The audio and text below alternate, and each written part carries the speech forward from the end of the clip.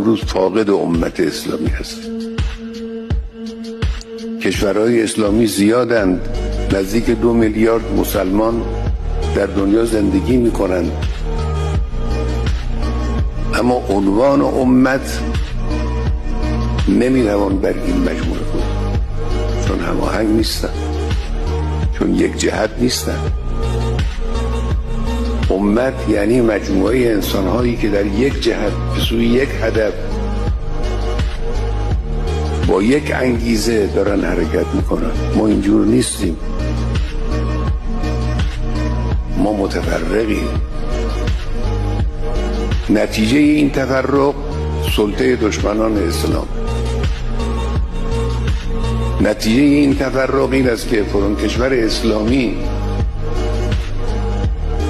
احساس میکنه اگر بخواد خودش رو نگه داره باید تکیه کنه با آمریکا.